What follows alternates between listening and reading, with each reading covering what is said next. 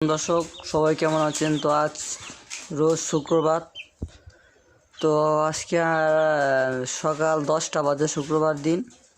তো মূলত আমার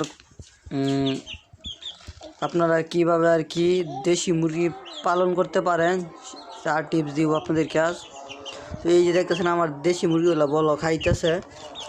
তো এই বলটা আমাদের যে খাবারগুলো তো হালকা পাতলা দেখতে পারতেছেন। তো এই খাবারে আপনার কি কি মিশ্রণ আছে সবটা আপনাদেরকে বলি।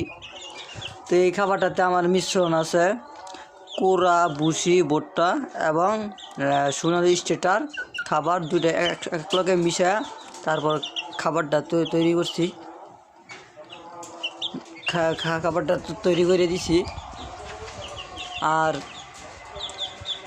যদি আপনারা দেশি মুরগি নিয়ে পালন করতে চান, যে পালতে পারেন না, অনেক কষ্ট হয়, ছোটো বাচ্চা, তাহলে এই যে দেখতে পাচ্ছেন দেশি মুরগিগুলা। তো এখানে 1 পিস, 2 পিস, 3 পিস, 4 পিস, তো এখানে 5 পিস মুরগি এবং 2 পিস মুরগ আছে।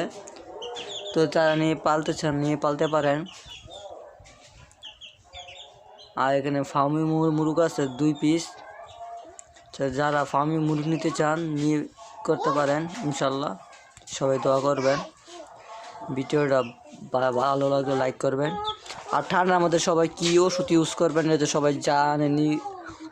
বেশিরভাগ রেনামক্স পাউডার, এমনকি রেনামাইসিন বড় মুরগির জন্য ট্যাবলেট ইউজ করবেন, ইনশাল্লাহ ওষুধ থেকে মুক্তি পাবেন, ঠান্ডা রোগী তো অসুখটা হবে না।